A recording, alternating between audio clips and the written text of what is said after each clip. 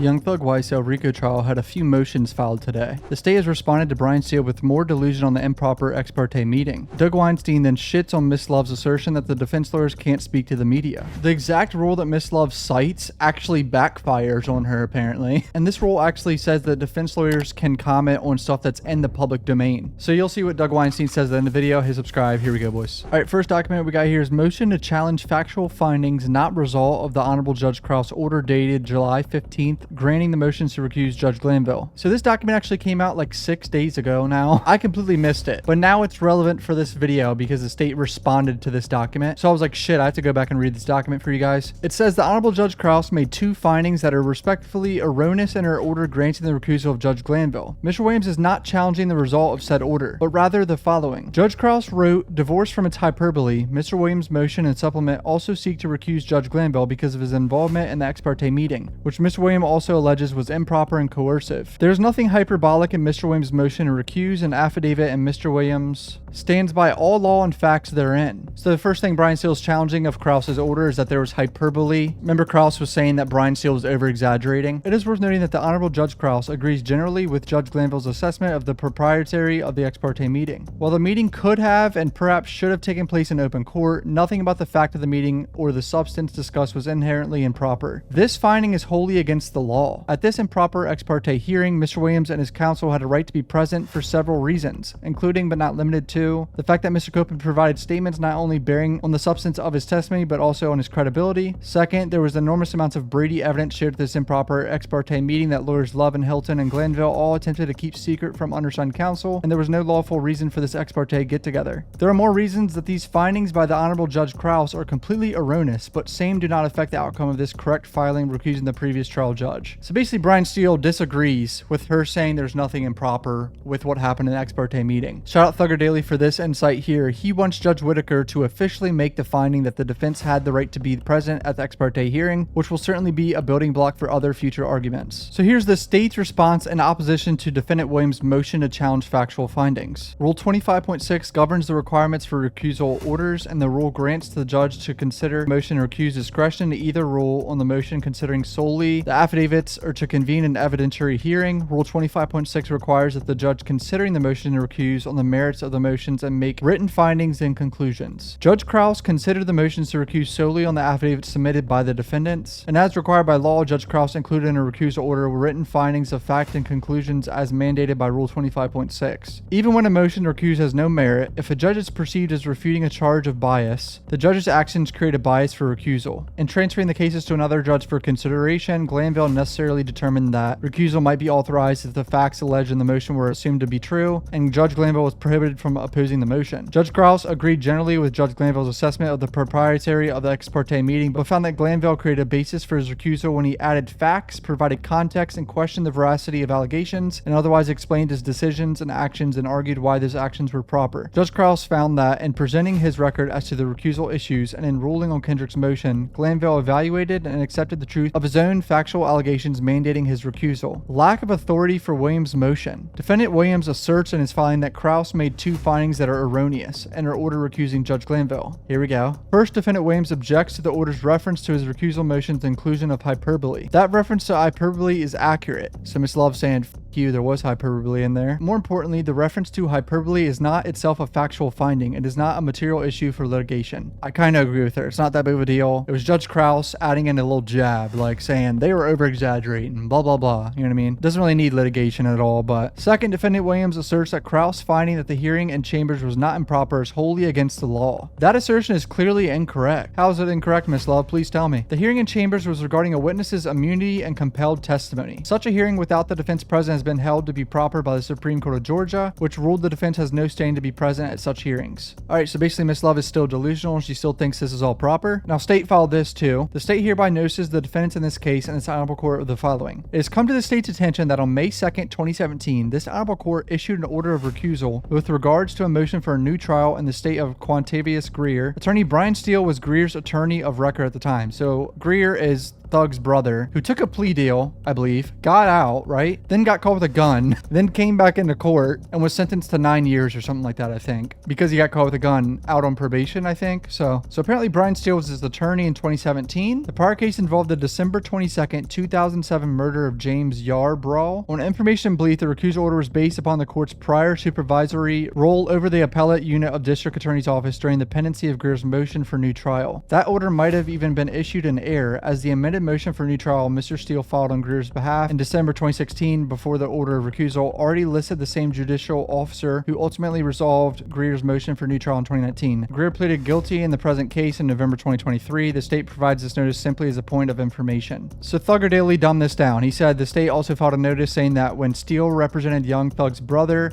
on appeal back in 2017, Judge Whitaker recused herself because she previously served in the DA appellate unit when Unfug's appeal was first pending. So that's just Miss Love notifying everyone that, hey, Miss Whitaker was involved in some way back in 2017 with Thug's brother. Just notifying everyone. I find an interesting tweet here though. This guy says, in any event of the ex parte meeting, the state of Georgia hasn't addressed the need for secrecy. While King v. State may support their argument, it doesn't provide any basis to not inform the defense that the meeting is occurring or going to occur. So apparently there's no basis for them to do this, and Miss Love is completely delusional. We'll see what Miss Whitaker rules on next week. And the legendary Doug Weinstein tweeted, I will not stop speaking out publicly for the rights of my clients. Justice demands no less. The state's motion to silence me has no merit, and I fully expect the court to find as much. People in glass houses should not throw stones. Sheesh. Weinstein coming at Miss Love, bro. That's crazy. So here we got this clip of Doug Weinstein responding to the state, trying to muzzle everyone and not let him talk to the media. In this case, the prosecution definitely goaded us into this. They asked the judge for that meeting, that ex parte secret meeting, worked with the judge to keep it completely secret so that we didn't know about it. We were fortunate enough to find out about it. At that meeting, the judge and the state coerced Kenneth Copeland into changing from his decision to not testify into testifying. There are any number of errors that happen that violate Mr. Kendrick's due process rights, his rights to a fair trial. So we had, look, we're winning this case, but we had no choice but to file a motion for mistrial. According to the law, we have to rewind the case to before that testimony. How can you rewind the case? How can the jury unhear 4 days of testimony? It just can't be done. My apologies. I should have started this interview out with giving a big shout out to ADA Love and ADA Hilton, because apparently they are watching our interviews.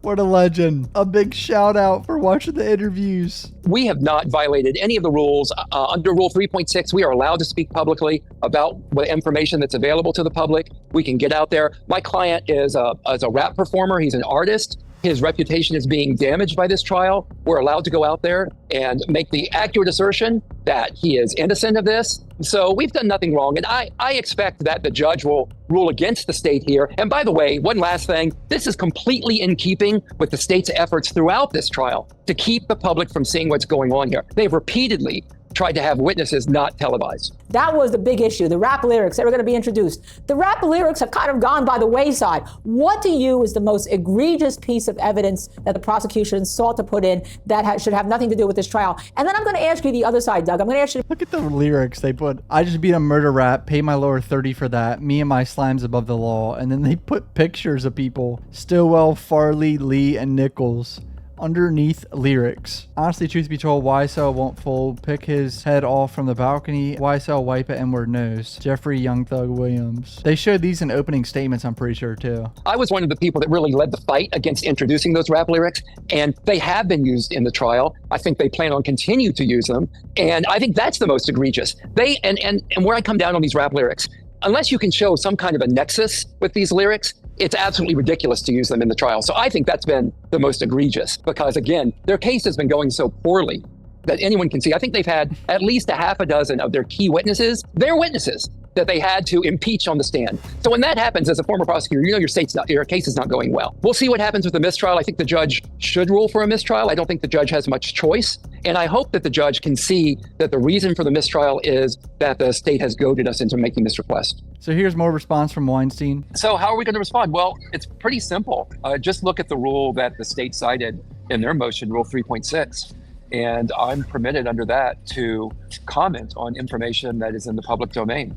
And so my comments have been limited to those things that have been filed publicly, that have taken place in the courtroom. It's maybe not as the state wishes, but this is a public trial. The witnesses, all the proceedings have been streamed out to the public. The courtroom has been open.